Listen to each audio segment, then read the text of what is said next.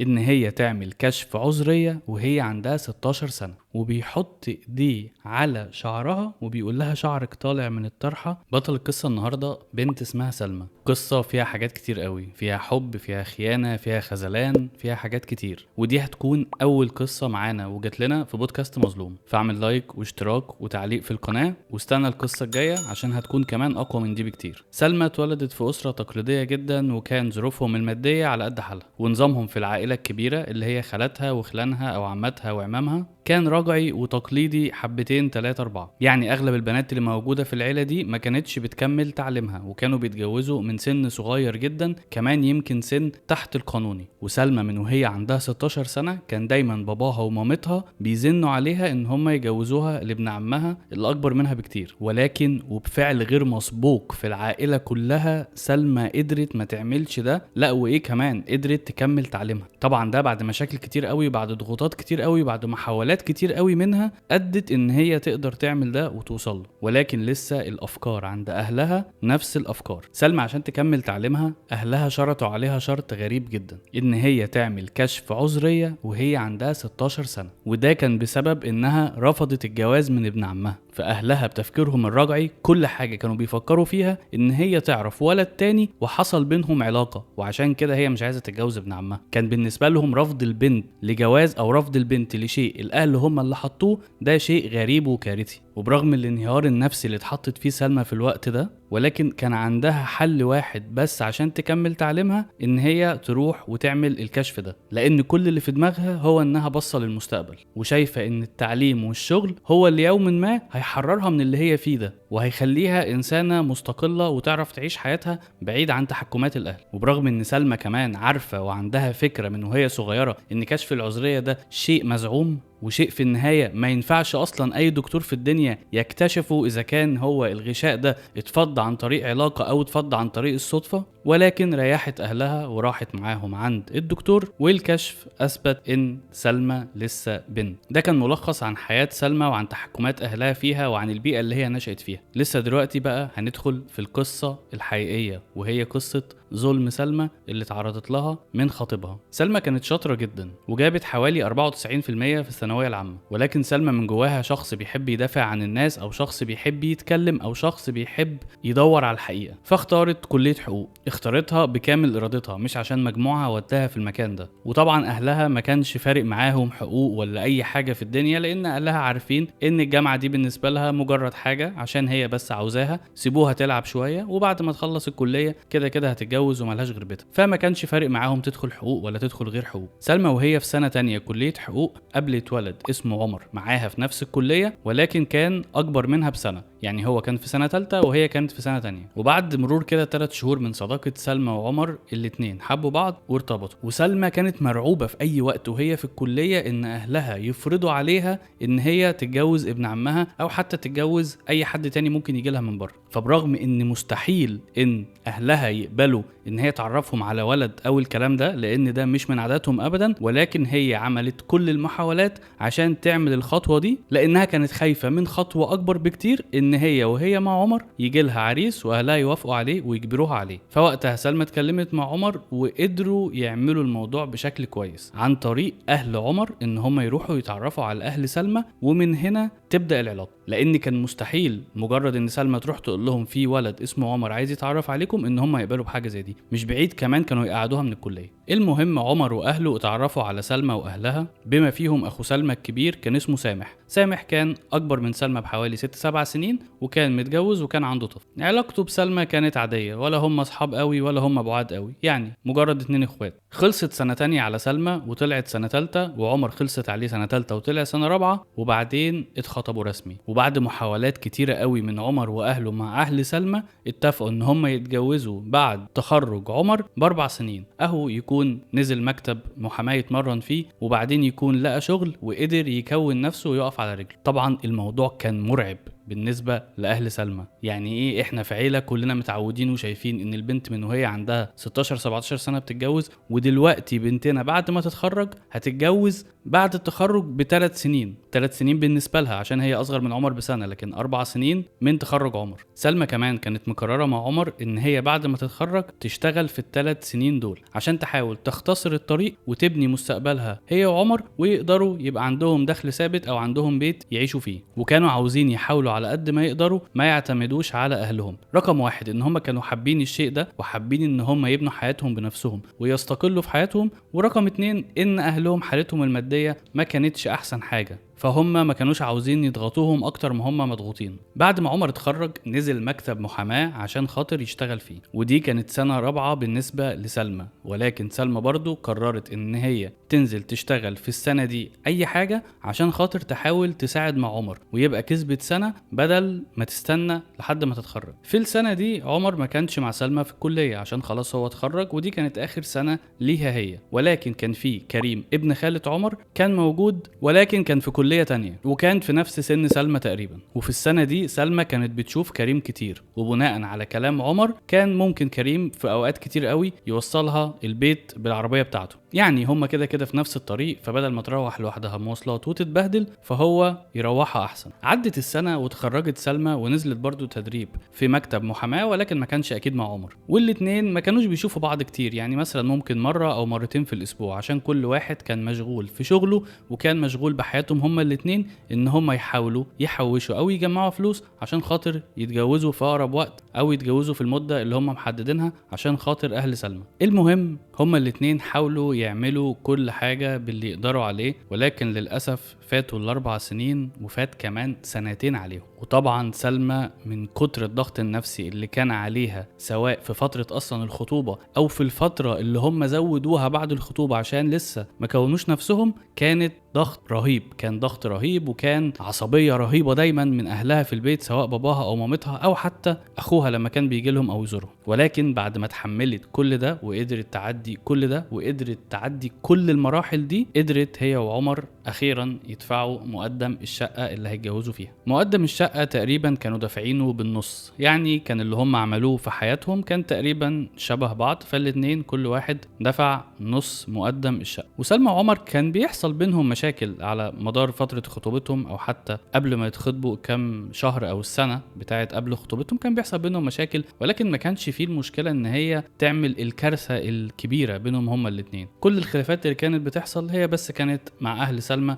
بسبب طول مدة الخطوبة، وكمان اصلا ان كان في سنة بينهم هما الاتنين قبل الخطوبة، فالمدة دي بس هي اللي كانت عاملة مشاكل مع اهل سلمى. لكن هما الاتنين ما كانش فيه مشاكل كبيرة قوي بينهم، يعني كانت كلها حاجات وخلافات بسيطة وبتتحل. المهم بعد ما دفعوا مقدم الشقة وبعد ما الموضوع بدأ كده يبان له ملامح وكمان استلموا الشقة، فطبعا لسه مبلغ التوضيب والعفش اللي هو يعني يمكن كمان يكون مرهق زي بالظبط مقدم الشقة اللي اتصرفوا فيه او اللي هم عملوه مع بعض او اللي هم اشتغلوا وحوشوا ليه. وبسبب ده والد سلمى كلم عمر وقال له تعالى عشان انا عايز اقعد معاك واتكلم معاك شوية. ووقتها قال له انا سلمى بنتي كبرت واللي بيحصل ده ما ينفعش، انا سايبها جنبك وسايبه كل حاجه في حياتها وقاعده جنبك وكبرت وكل العمر ده كله، وفي الاخر انتوا لسه مش باين حتى ملامح لاي حاجه في توضيب الشقه او في فرحكم. ووالد سلمى اقترح عليه ان هو عنده بيت صغير هيبيعه وهيديله الفلوس بتاعته، ومن هنا يقدروا يشطبوا الشقة او حتى يفرشوها. طبعا دي حاجة كبيرة بالنسبة لوالد سلمى، ولكن كانت الاكبر منها وفي دماغه هي بنته اللي بالنسبة له وبالنسبة لتفكيره قاعدة معاه طول الوقت ده او طول المدة دي. المهم برغم العرض بتاع والد سلمى ده فعمر كان بيرفض، وكان بيروح يقول لسلمى انا مستحيل اقبل بحاجة زي كده، انا مش عايز يجي يوم من الايام يحصل بينا مشكلة يجي اهلك يقولوا انتوا متجوزين بفلوسنا واحنا مجوزينك بنتنا بفلوسنا. ومع ان سلمى عارفة ان باباها ابعد ما يكون عن حاجة زي دي، ولكن ما كانتش عارفة تأثر على عمر وما كانتش عارفة تقول له ايه. سلمى كانت بتحب عمر قوي، فلما لقت خلاص المشاكل كبرت والخلافات كبرت والاهل بقى مشاكلهم اكتر مع عمر، حاولت تفكر وحاولت تشغل دماغها عشان تبقى سبب ان العلاقة دي ما تنتهيش. فسلمى وقتها راحت اتفقت مع باباها ان هو يبيع البيت وهي هتقدر تقنع عمر ان هو ياخد الفلوس ويعمل التوضيبات بتاعة البيت ويخلص الموضوع. وباباها كان رافض جدا في الوقت ده وقال لها ان المواضيع والامور دي ما ينفعش تمشي بالشكل ده، ولو مشيت بالشكل ده فنهايتها هتبقى غلط. ولكن كتر الزن برضو والحتة برضو اللي عند باباها دي اللي هو عايز بنته تتجوز عشان شكله قدام العيلة وشكله قدام الناس خلته في النهاية يوافق ويبيع البيت ويدي لسلمى الفلوس عشان تديها لعمر وتقنعه ان هم يخلصوا توضيبات البيت. سلمى بعد ما خدت الفلوس من باباها ما قالتش اصلا اي حاجة لعمر على الفلوس دي، عملت تصرف هي بتجد ان هي كده بتحاول تساعد عمر وبتحاول تساعد حياتهم. فكلمت كريم ابن خالة عمر وقالت له الموضوع كله، وقالت له انا هديك الفلوس دي وانت بما انك ابن خالته اعرض عليه الفلوس دي كأنها منك انت وبتسلفها له عشان خاطر يكمل حياته، عشان خاطر يتجوز. ونبهت على كريم واكدت عليه انه ما يقولش ابدا لعمر ان الفلوس دي منها، يقول له ان الفلوس دي بتاعته وهو مديها له. وهي بعد كده سلمى هتبقى تفهم عمر لما يتجوزوا والموضوع هيبقى احسن واهدى يعني. بعد ما كريم اقتنع بكلام سلمى وبعد ما قال لها ماشي، فحاول يقنع عمر بالموضوع ده. قال له انا معايا 300,000 جنيه هسلفهم لك وانا مش عاوزهم ومش محتاجهم دلوقتي خالص، لدرجة ان هو قال له لو مش عايز تسددهم لي ما تسددهمش، او على الاقل سددهم يا عم بعد 10 سنين، هات ال 300,000 جنيه دول كده وسددهم لي على 10 سنين وبراحتك خالص، انا عمري ما هضغطك وعمري ما هطلب منك الفلوس دي. وطبعا كل ده كلام كان بيحمسه بيه عشان خاطر يقبل الفلوس، هي في النهاية مش فلوسه يعني، دي فلوس سلمى وباباها. عمر وقتها كان رافض جدا الموضوع واخد تقريبا يمكن اسبوع او 10 ايام عشان كريم يحاول يقنعه بالموضوع ده. وكان طول الاسبوع ده او طول ال10 ايام دول كريم وعمر كل يوم مع بعض، كل يوم الاثنين يخلصوا شغلهم ويتقابلوا ويقعدوا في اي مكان ويقعدوا يتكلموا لحد اخر اليوم ما كل واحد يروح، عشان خاطر كريم يقدر يقنع عمر. سلمى في الوقت ده كانت قلقانه جدا، مفيش اي حاجه في دماغها غير ان هي عايزه تخلص الموضوع وعايزه تتجوز هي وعمر. وكانت كل يوم بتتواصل مع كريم وبتكلمه وبتقول له وصلت لايه عشان تطمن وتعرف ايه اللي هيحصل بعد كده. كريم لما سلمى بدأت تتواصل معاه قال لها ما تبقيش تبعتيلي رسائل على الواتساب عشان انا الواتساب ده مش بشوفه نهائي فمش عارف ارد عليك، الواتساب اللي انت بتبعتي عليه ده هو نفسه بتاع الشغل وبيبقى عليه كمية رسائل كتير قوي في اليوم، وانا من كتر ما الرسائل دي كتير انا مش بشوف مين بعت ومين ما بعتش، فلو عايزه اي حاجه كلميني على الموبايل. وقتها سلمى قالت لكريم طب ما انا خايفه لما اكلمك في اي وقت يكون موبايلك جنب عمر او تكون قاعد جنب عمر ويعرف ان انا بكلمك ويفهم ان في حاجه ويكشف الموضوع ده ويكشف موضوع الفلوس. قال لها لا ما تقلقيش كلميني بس وانا وقتها هتصرف، انا هغير اسمك ولو حصل قوي وهو كان جنبي وانتي بتتصلي وانا عايز ارد عليكي او لازم ارد عليكي فانا هكلمك على اساس ان انتي صاحبتي، وهو مش هيركز ابدا في الموضوع ده. فسلمى فضلت طول ال10 ايام دول او طول الاسبوع ده تتصل تقريبا بشكل شبه يومي بكريم. اوقات كتير كان بيرد وهو لوحده وما كانش بيبقى معاه عمر ويقول لها خلاص هي هانت وهو قرب فعلا يقتنع بالموضوع، واوقات تانية كان بيرد عليها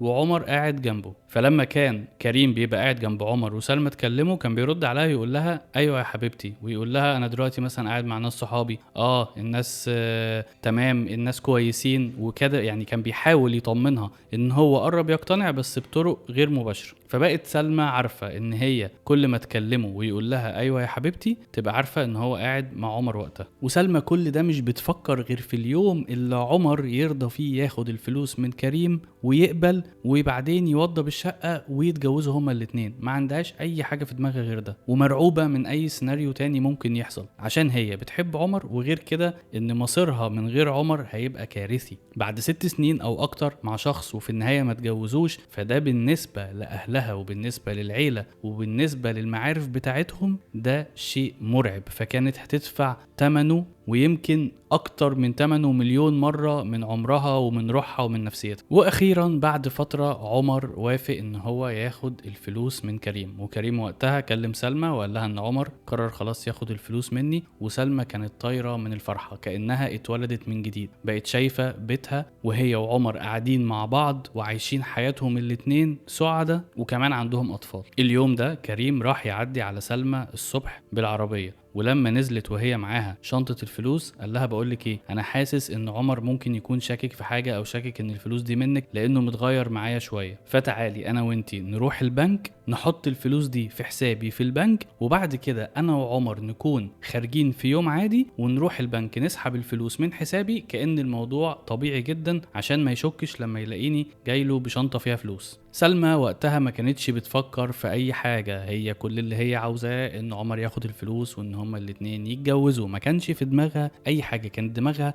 واقفة عن اي شيء وشايفة ان الموضوع طبيعي، كريم ده زي اخوها. المهم ان كريم قال لسلمى ان فروع البنك بتاعه اللي في المنطقة او قريبة منه فيها مشكلة في السيستم، وهو عرف ده لانه عدى على فرع فيهم، والفرع ده قال له كده وهو جاي عشان كان ناوي يعمل موضوع الفلوس ده. فقال لها الحل الوحيد اللي احنا نروح فرع بعيد عننا شويتين، هنروح فرع في مصر الجديدة. سلمى قالت له مش مهم، المهم نخلص من الموضوع ده، ولكن برضو مش عاوزة اتأخر. وفعلا راحوا هما الاتنين فرع البنك اللي في مصر الجديدة. ومصر الجديدة دي منطقة في مصر عشان لو في حد بيسمع الفيديو ده مش مصري. المهم راحوا الاتنين البنك وحطوا الفلوس وخلصوا، وسلمى كانت طايرة من الفرحة، والاتنين خرجوا من البنك. وبعد ما خرجوا كريم قال لها بصي انا هدخل بس محطة بنزين نحط بنزين وبعدين هركن وهنزل اجيب حاجة اشربها واجيب لك حاجة تشربيها. قالت له ماشي مفيش مشكلة. ففعلا حطوا بنزين، وبعد كده الاتنين ركنوا في البنزينة والاتنين نزلوا. قال لها تشربي ايه؟ قالت له اشرب كذا، وقالت له انها هتروح الحمام على بس ما المشروب يجي وهتطلع ياخدوا المشروب ويمشوا على طول.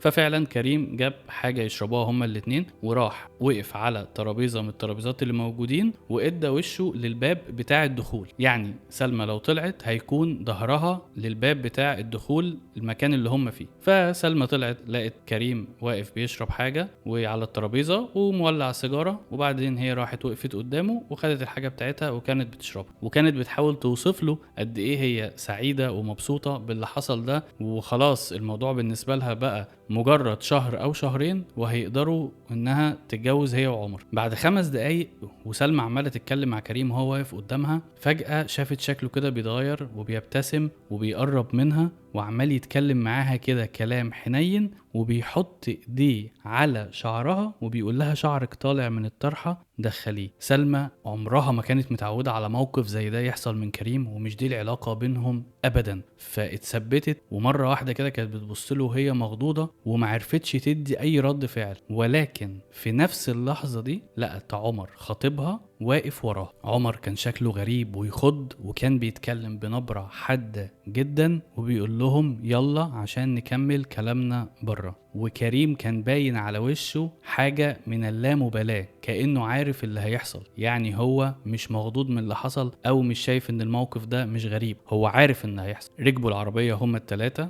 وراحوا على البيت بتاع سلمى، وطول المدة اللي هما كانوا فيها في العربية كان عمر عمال يزعق وشكله مرعب، وسلمى كانت مرعوبة ومش فاهمة اللي بيحصل وبتقول هو في ايه. سلمى كل اللي عمالة تفكر فيه ان هو عارف ان هي ادت لكريم الفلوس، فبكده كسرت رجولته وخلته شكله وحش قدام ابن خالته وقدام اهله وقدام كمان باباها اللي اكيد هيبقى عارف موضوع الفلوس لان هي اكيد جايبه الفلوس من باباها. ولكن بعد ما كريم وعمر وسلمى وصلوا البيت عند سلمى وقعدوا مع باباها، سلمى اكتشفت ان الموضوع مختلف تماما، مش ده الموضوع اللي هي بتفكر فيه.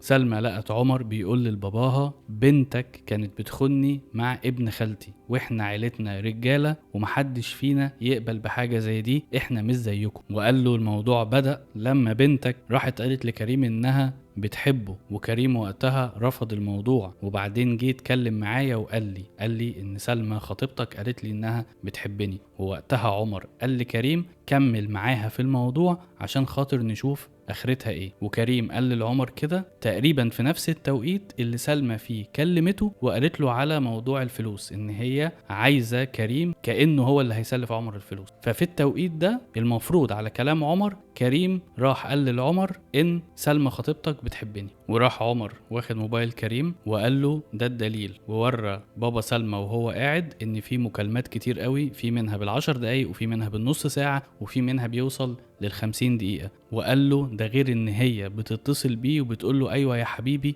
وبتطمن عليه وهو معايا ومقرطصاني مقرطصه خطيبها وهو قاعد جنب ابن خالته اللي هي بتخونه معاه. وقال له ان دلوقتي لقيتهم الاتنين قاعدين في كافيه او في محطة بنزين، والاتنين قاعدين يشربوا حاجة وبيضحكوا مع بعض وبيلمسوا بعض. وطبعا بابا سلمى اتصدم من كل الكلام ده غير ان هو كمان مش عارف ان سلمى هتدي الفلوس لعمر بالطريقة دي. هو كان فاكر ان هي هتروح تقنعه عادي وتديله الفلوس عادي، مش ان هي هتكلم كريم وان هي هتعمل المسرحية او التمثيلية دي. المهم باباها كان مصدوم ومش عارف يتكلم، وسلمى مش عارفة تدافع عن نفسها لأن باباها بيزعق لها وعمر بيزعق لها. ولكن في النهاية عمر قال له أنا هنهي كل حاجة، أنا مش عايز العلاقة دي، بنتك ما تلزمنيش. وخد كريم ابن خالته وخد بعضه ومشي. وبعد ما الموضوع هدي شوية سلمى راحت حكت لباباها على القصة كلها وقالت له اللي حصل، وقالت له على موضوع الفلوس، وقالت له على موضوع كريم، وقالت له على كل حاجة. المهم باباها قرر ان هو يروح لعمر واهله البيت بعد طبعا ما ضرب سلمى وبهدلها ومرمطها وعيشها يوم او يومين اسوأ ما يكون. وبعد ما بابا سلمى رجع من عند عمر واهله في البيت راح يقول لسلمى انت كدابة، موضوع الفلوس ده ما حصلش، وكريم ما يعرفش حاجة عن الموضوع ده خالص، وعمر ما يعرفش حاجة عن الموضوع ده خالص، وانت بتكدبي. وقعد يشتم فيها ويقول لها